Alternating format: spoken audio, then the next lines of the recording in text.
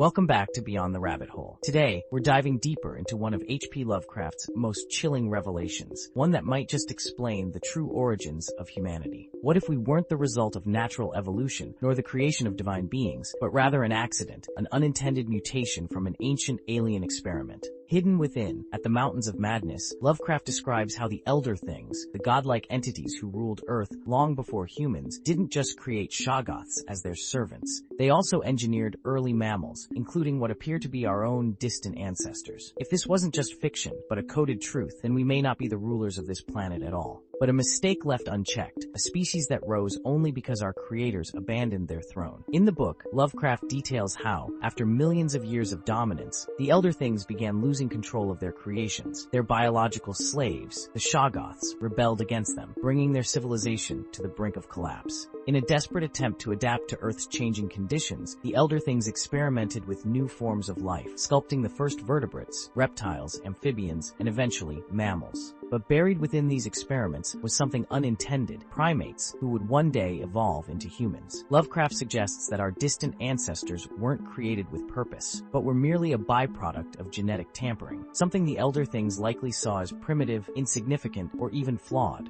What's particularly unsettling about this theory is how it aligns with ancient texts and mythologies worldwide. From the Sumerian tales of the Anunnaki to the Hindu Vimanas, countless cultures speak of advanced beings who shaped early humanity. Even more compelling are the inexplicable gaps in human evolution, the sudden leaps in our cognitive development that scientists struggle to explain. Could these evolutionary missing links actually be evidence of genetic manipulation by the Elder Things? Some researchers point to unusual features in human DNA that appear almost engineered: our bizarre susceptibility to back pain, suggesting a rushed adaptation to bipedalism, our oversized brains that nearly kill mothers during childbirth, and our striking lack of genetic diversity compared to other species. If we're truly an accidental creation, these flaws in our design might be the smoking gun, the evidence that we weren't carefully crafted, but rather emerged as an unplanned side effect of the Elder Things' desperate final experiments. But here's the terrifying question: what happens if they wake up?